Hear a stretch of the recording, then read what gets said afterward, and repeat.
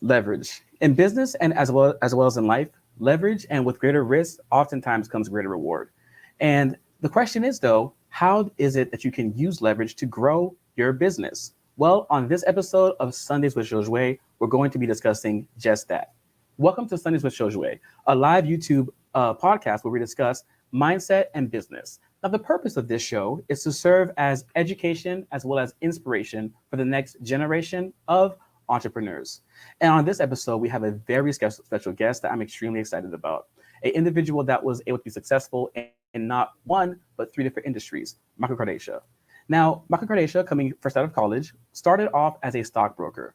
Within a couple years, however, he was able to open up his own independent brokerage where he was able to offer stocks to high net worth individuals in the tunes of tens of millions. After that, he then went on to become a successful real estate agent, using notably leads provided from Google AdWords in a time that not many people were using that platform. Additionally, he is currently the managing director of Zen Asian BBQ, the premier Asian fusion restaurant in Naples, Florida. And on top of all that, he's currently spearheading a project to open up two different locations for Poke Bowl restaurants by Q1 of 2023. With that being said, welcome, Michael Cardascia, and thank you so much for being on the show. Thanks, Josue. Great to be here.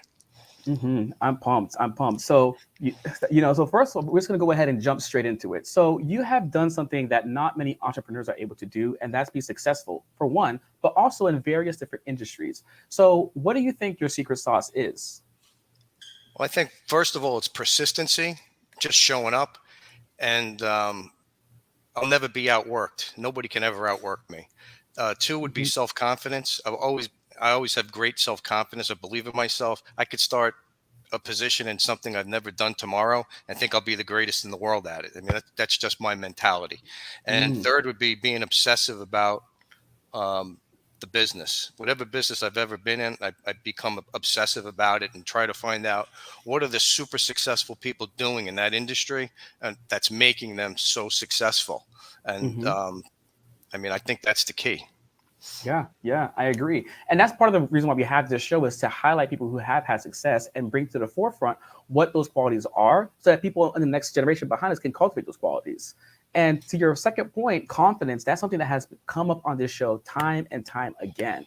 So what do you, if you had to put your finger on the source of that confidence, what do you think it would be for yourself? I, as far back as I can remember, my whole life, I've always had great self-confidence. I don't know Hmm. where it comes from. It's just, I always have a belief in myself. I mean, I got into the restaurant business. I didn't know anything about the restaurant business. It's been a success since the day we opened the doors 6.5 years ago. Um, Yeah. it just, it's part of my DNA, just having that self-confidence. Nice. Now, do you think that that's the only way for it to be? Do you think that confidence can be cultivated and developed, or do you think it's something you're either born with or without? Um, I know I was born with it. I don't think there's anything that I cultivated throughout my life because whatever new career or new tasks I've taken on, always had that confidence. Hmm. I think that once you do something new and you become successful at it, and then you do something else that's new and you become successful at it, it just becomes ingrained in you that this confidence that you can take on this new career, this new job, this new task, and be successful at it. Hmm. Certainly. So, when you were back when you had your brokerage, what are some things that you noticed between those who were successful coming in and versus those who were unsuccessful?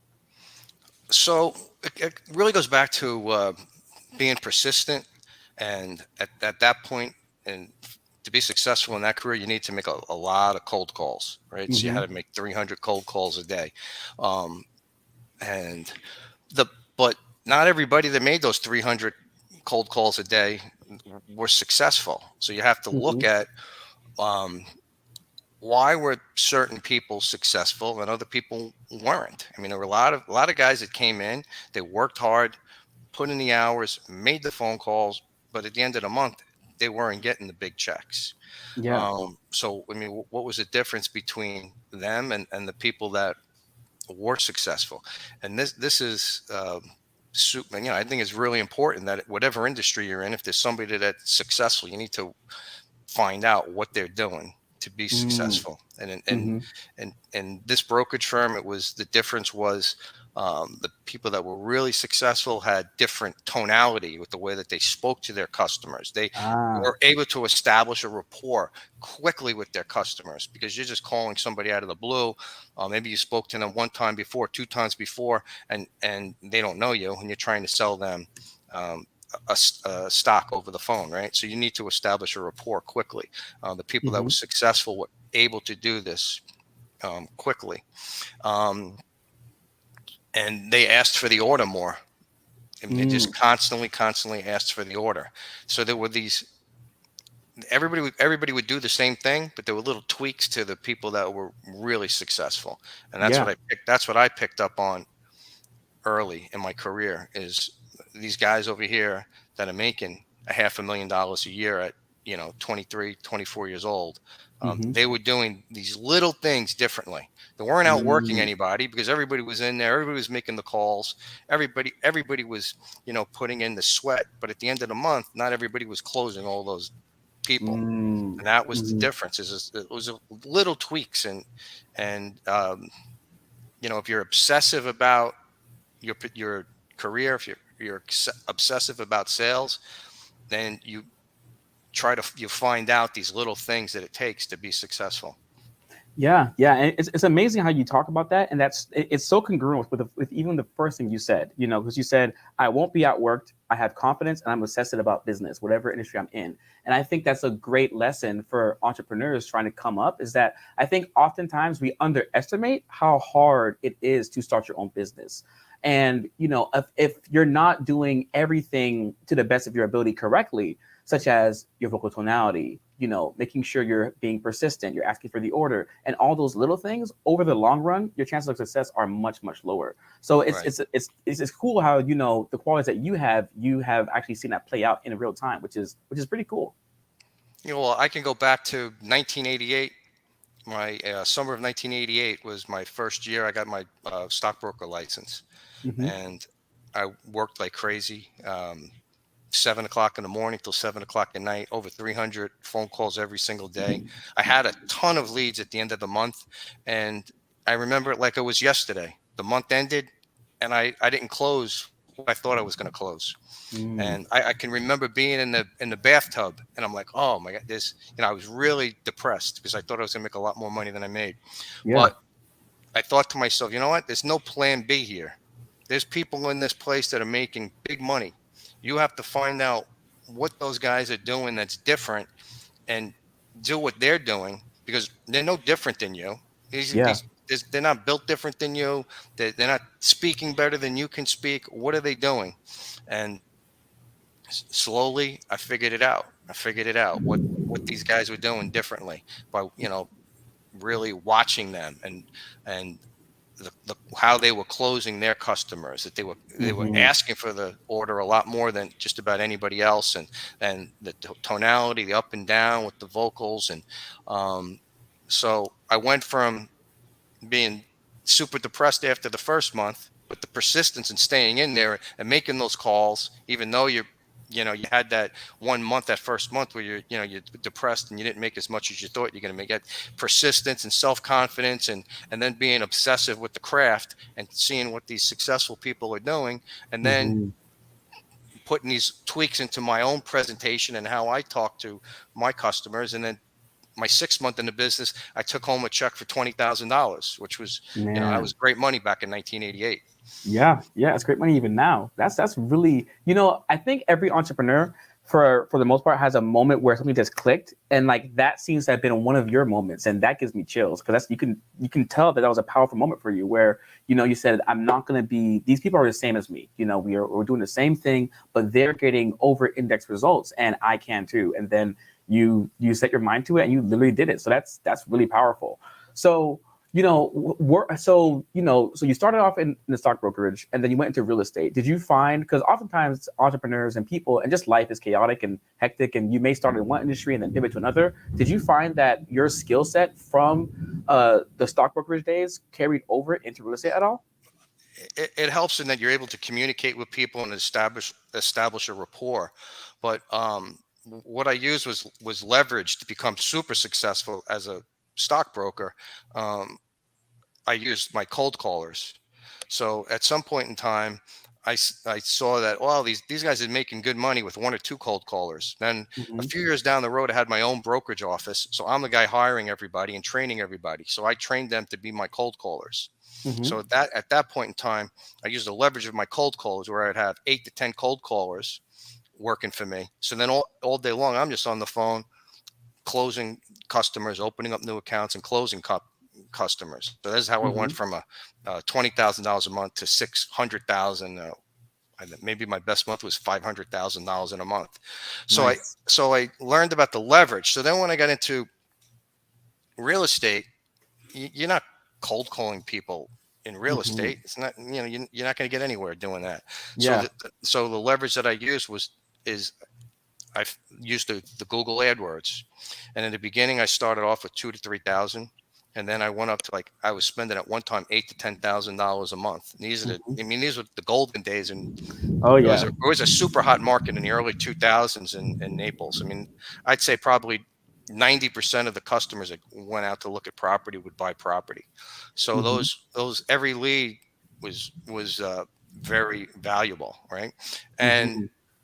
but it's also being obsessive about the craft and being persistent. A lot of my customers would say to me, you know why I'm doing business with you? I send you an email, and within not even a minute, you responded to me. And I have other Mm. realtors that I sent a whole bunch of properties to that it's been 2 to 3 weeks and they never responded to me.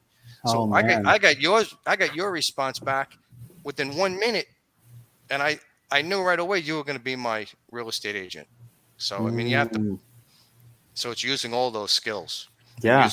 using the leverage of uh, stockbroker it was cold callers, and then I used the Google AdWords. You have to use social media and everything right now that you can Yeah. get your hands on. Mm-hmm. Especially because attention nowadays is scattered so many different places. But that's so Right, true. You're finding the opportunity in the, like you said, with stock brokerage, it was cold callers. With real estate, it was Google AdWords. And right. seeing how you've been talked about your ad spend, it started off in the 2,000 range and ended up over 8,000. So you're doubling down and you're putting more, more fuel to the fire that's currently burning. So how do you, as an entrepreneur, find those opportunities, the ones where you're going to over index and outperform your competition? Um, so that's all part about being obsessive about what you're doing.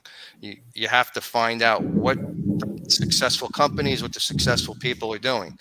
Mm-hmm. At that point in time, it was, Google AdWords were popular. Um, it could be something different right now, but I mean, you have to find out what are the successful people that are making major money. What are they doing? And then Mm-hmm. you dabble in it a little bit. $1,000, 2,000, 3,000. If that makes you 10, 20 times your money, then I mean, 10,000 is going to be, start doing 10,000 a month. It's going to make you a lot more. I mean, there were times I'd walk into the office and get a $20,000, $30,000 check for a real estate that closes that I didn't even know about. Yeah. That's how great the business was back then. So, Mm-hmm. it's just about, it's just using the leverage of the Google AdWords. Today I'd use, if I was in sales, if I had to have face-to-face meetings with somebody and I wanted to be closing all day long, I'd be using the VA, the virtual assistants from Egypt or from the Philippines or from Mm-hmm. certain countries in Europe. And I'd have 20, 30, 40 of them making calls for me all day long. So I'm just going out and seeing people, or I'm just Yeah. closing people all day long. I mean, that's what I would be doing today. Yeah, true. So, what advice would you give to somebody? Because I at a point in time, especially nowadays, I'm meeting a lot of entrepreneurs, and I used to be one of these people that I was reluctant to put money into something that I didn't know for sure would work. So, you're seeing the bigger companies, and you're seeing what they're doing. You're seeing the highly successful individuals, what they're doing, and it's working for them. And maybe you may have a reluctance or a thought within yourself of, I don't know if it'll work for me, and you're scared to put money in and double down. What would you like? What advice would you give someone in that mindset to help them take that next step? Well, yeah. So if you want to grow, if you're going to grow your business and you have confidence in yourself and you can actually see that there's people out there that are making substantially more than you're making, and this is the way that they're doing it, you have to take that baby step. Whether Mm, it's $500, $1,000, it doesn't have, you don't have to start out with big money. But Mm-hmm. I mean, that's the only way you're going to grow is through Yeah. the leverage somehow. It's very rare that one person is going to be a salesperson by himself without a whole bunch of assistants someplace, or without using the Google and Mm-hmm. Facebook and Instagram and TikTok or whatever you're going to use, and you're going to be making millions of dollars. I mean, that you're in a it's highly unusual that somebody can not use the Mm-hmm. leverage and make that kind of money. So I Mm-hmm. mean, if you want to really grow and make substantial amounts of money, that you're gonna have do the research, you know, Mm-hmm. be obsessive about your craft, do the research, and then you got to eventually spend the money. Yeah, you got to pull the trigger at some point. Yeah. That's true. That's true. So another thing, another common, thing that people struggle with, and I have definitely been guilty of this, is the thought process of, well, I don't know of anyone that can do it as good as me. I feel reluctancy to let go of control of my business, so they have trouble delegating and outsourcing. What advice would you give to someone in that type of mentality? You have to hire good people people that you trust, and you have to, if I believe you're going to be really successful, you have to build a team, you have to build an army around you, and that's the way you're going to be super successful. So, but I mean, you do have to you have to be surrounded by really good people. I mean, I'm in the restaurant business now. If I wasn't surrounded by good people in my restaurant, I would have been out of business 6 years ago. I Mm-hmm. mean, I have the people, my customers have to come in and have a great experience, a consistently great experience every single time. That's from um, the cooks in the back making the same consistent great food, to the Mm-hmm. servers and the bussers and the food runners in the front, giving great service, and so that everybody has a great experience every time that they come in the door. You have to have Yeah. a great team around you. Mm-hmm. Mm-hmm. 110%. So, when as you went through these different industries, and especially now being in the restaurant industry, which is a bit different than the, real estate. So what were some of the things that changed for you in terms of your mindset and in terms of your skill set that helped you, that has allowed you to become to be successful currently? Um, so the I think with the restaurant business is being obsessive about the business. I So I'm at the business 7 days a week, and it's in the restaurant business. It's what it takes. You have to always be there. The Mm-hmm. customers need to see you. Your team needs to see you, and it's just a way of life of a restaurateur. Is that you need to be there. But even when I'm not there, I spend hours every day looking at trends in Ah. restaurants that are similar to mine. What are they doing? What's on their menu? Is there something on their menu that I don't have? Then I'll look at their reviews. What are people reviewing that they love the most? Do I have that on my Mm. menu? Right, and you constantly going over these things. It's just about being obsessive about it, and then. Um, so right now, being in the restaurant business, I originally wanted to have 40 to 50 restaurants. The Mm-hmm. way this restaurant is built, it's impossible because you need so many high skilled labor Yeah. with my stir fry chefs, with my sushi chefs, with my head chef, and it would be impossible to have 40 to 50, find 40 to 50 people like that to open up all across Florida, for instance. Mm-hmm. Um, so for the last several years, I've been trying to find a concept that would be simple and highly scalable, that I could open up 40, 50, 100, 200 restaurants. And that's what I'm looking to do with my new concept, which we're going to open up in Oahu, Hawaii, in the next 2 weeks, which is going to be Oahu fresh bowls. We're going to have acai bowls, and we're going to have poke bowls and authentic Taiwanese boba.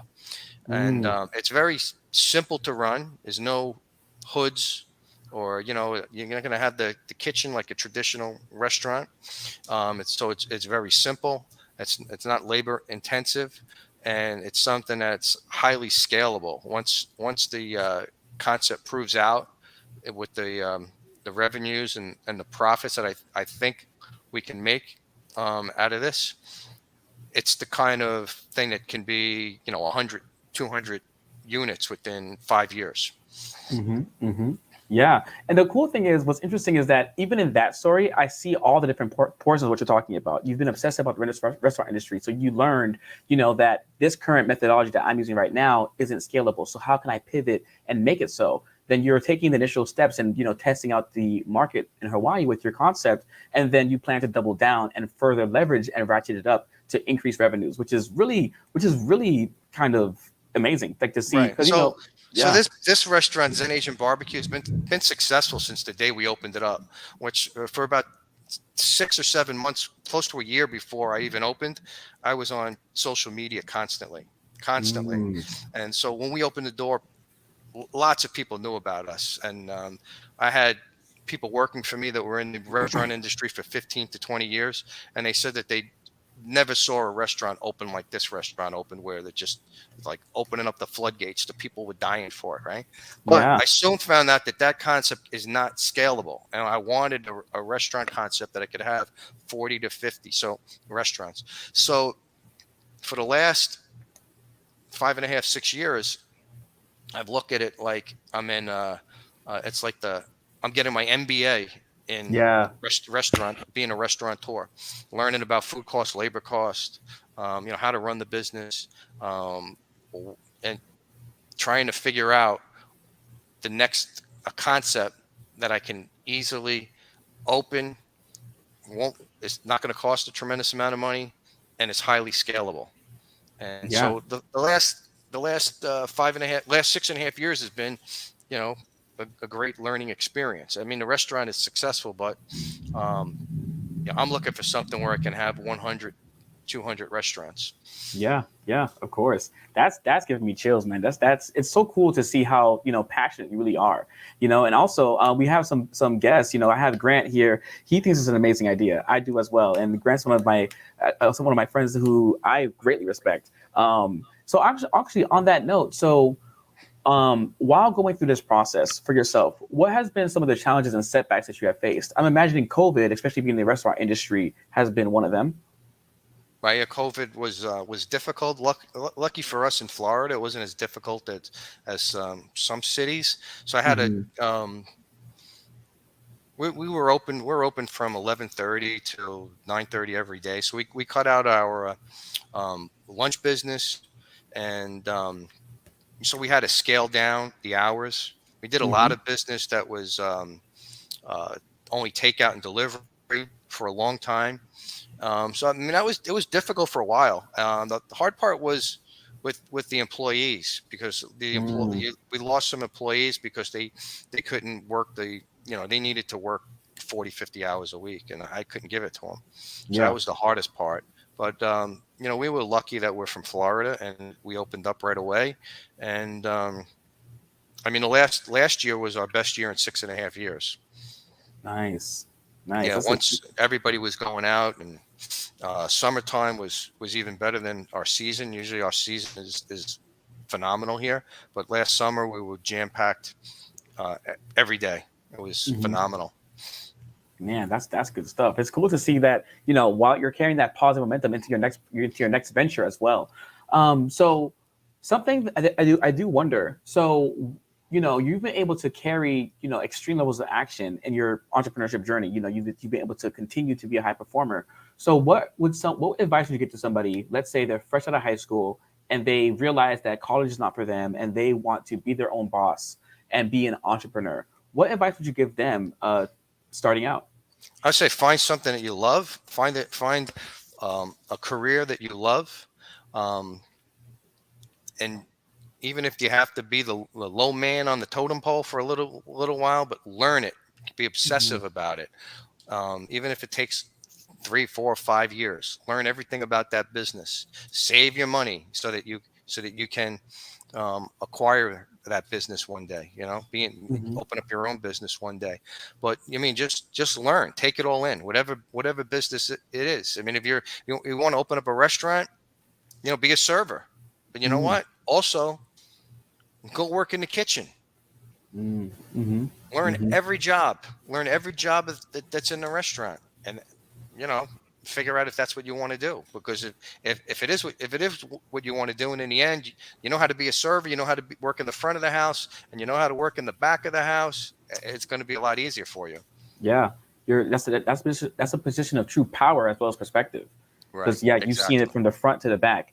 So so this is a personal opinion that I have. I think that it's worthwhile for most people to have a sales job at some point, just because of, in my opinion, it forces you to do personal development and work on various aspects of your personality.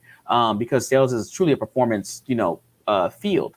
So, what are your thoughts on that, especially as someone who has a Oh, more successful career? absolutely, 100%. Even, I mean, there's a lot of, I mean, even being a server, if you're a Mm, salesperson, one of the greatest servers I ever had was some guy that was a great salesperson.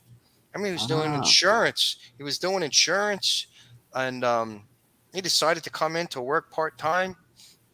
And this guy was just killing it because he looked at every mm, table like it was, like a sales job. yeah. I mean, his tickets were, I mean, if the average ticket was for my average server was $35 a person, this guy was like $55 a person Oh because wow. because of the way he approached the table. These are my favorites. You have to try this. You got to try. Oh, this goes great with that. Oh, I mean, it's a that is interesting. that's a server, and that's Yeah, so he made a lot more money than all the other servers. yeah, It, yeah.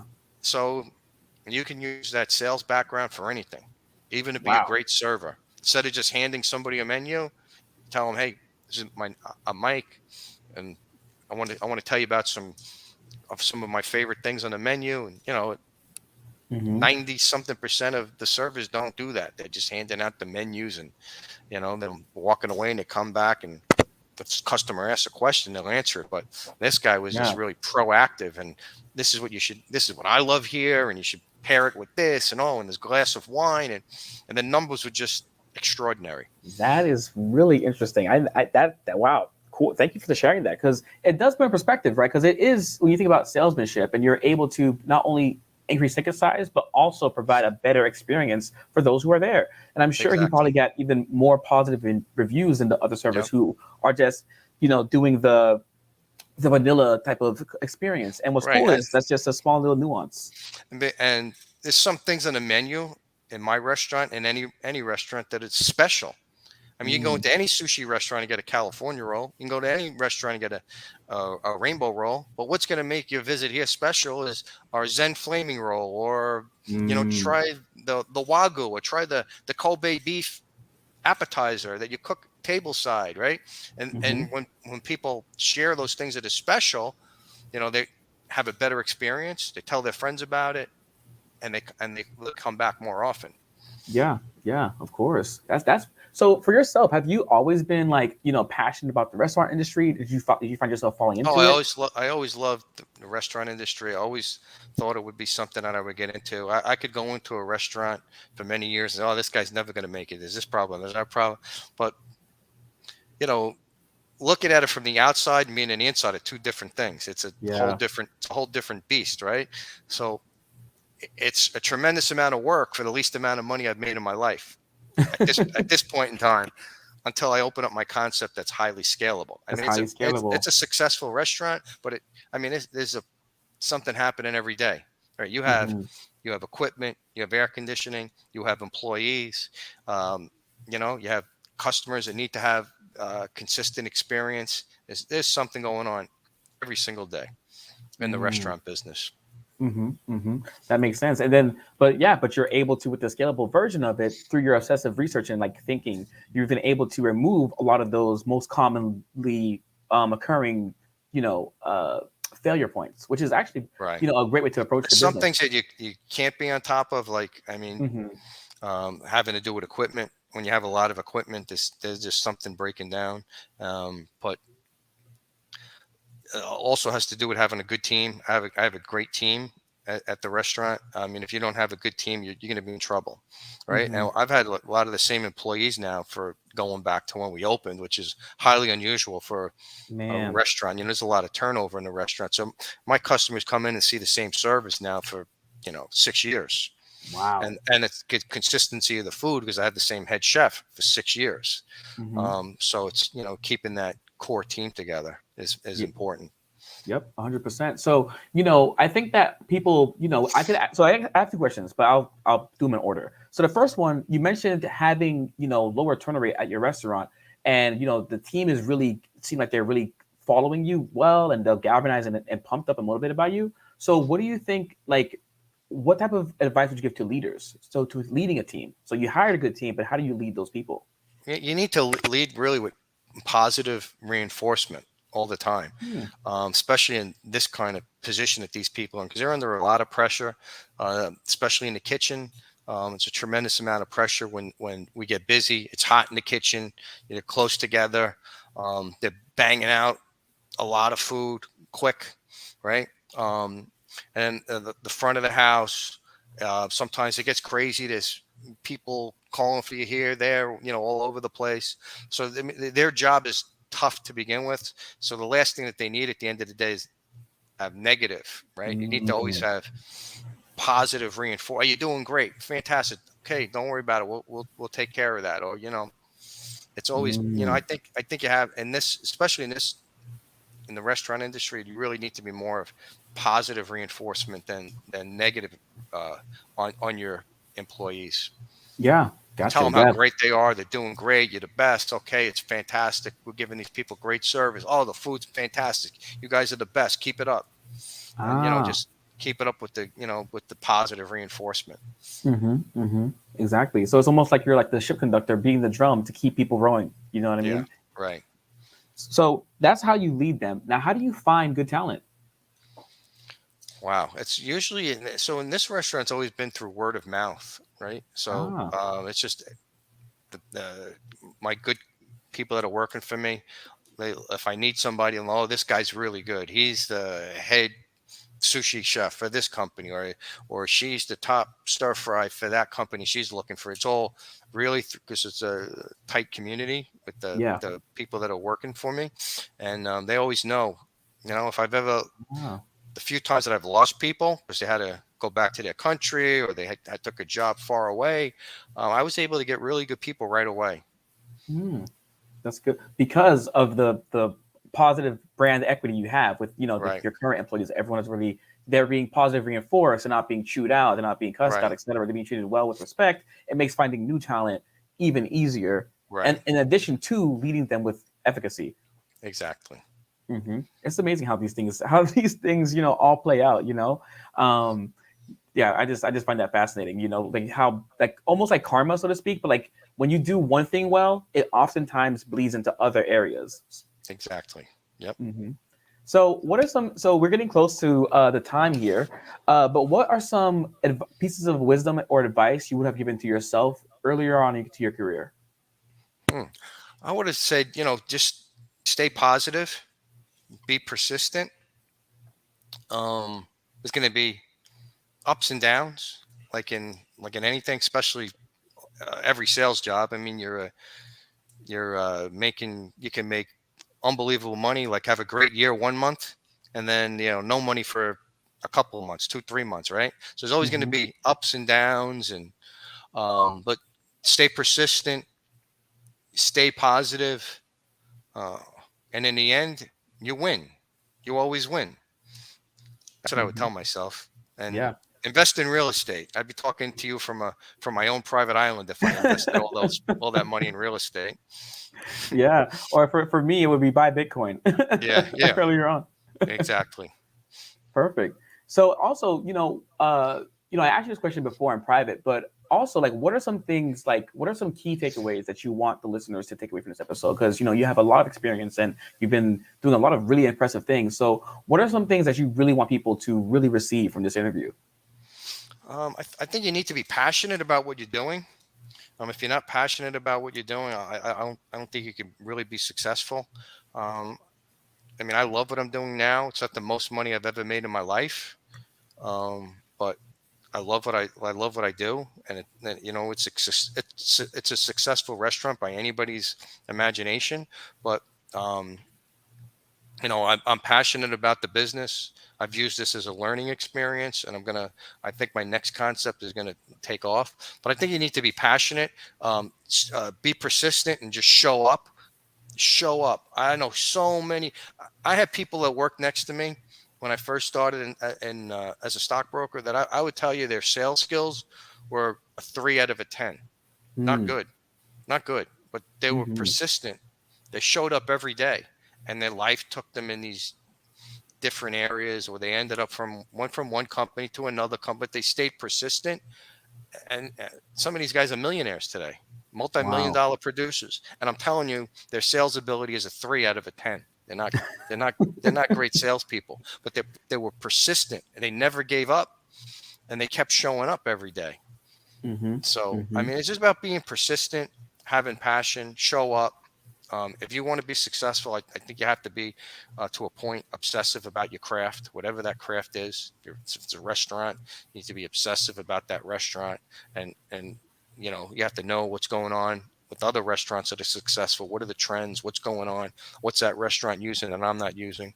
If it's sales, why is that guy super successful? Why is that guy making $10 million a year and I'm sitting over here making 100,000? Right? Why? Hmm. What is he doing? Oh, he's on TikTok. Maybe I should get on TikTok. He's on. Mm. He's using Instagram. Well, what's he doing on Instagram? Right? He's using Google AdWords. Well, I better start using some Google AdWords. Hmm. Um, and just do the work. If you're passionate about it, you're persistent, you're obsessive about your craft, and you do the work, it has to pay off in the end. It just has to. Yeah, yeah, I love that, and I agree. Man, Michael, thank you so much. This was really, really powerful, and I think that this is one where people really have to listen closely and follow things like with a closer eye to detail, because a lot of these stories you're talking about, they're examples of things that you talked about earlier. Like you Right. said, with being persistent, having a positive mind state, you know what I mean, and everything feeds off of one another. So for those interested in learning more about Zen, how do they go ahead and find you? It's online at Zen Asian BBQ, zenasianbbq.com. And we're in Naples, Florida. My Oahu Fresh Bowls will be opening in Oahu, Hawaii, probably in the next 2 to 3 weeks, and hopefully by the end of the year, I'll have my first location in Naples, and I'm looking in space at Montana and in Pennsylvania. Perfect. Nice, nice. Well, thank you so much for your time, Michael, and thank you for everyone who is tuning in both live as well as on the replay. And we'll see you guys next Sunday. Thanks, Josue. Great talking with you. Yeah, it was great as always. Talk to you soon. All Bye righty. bye. Bye bye.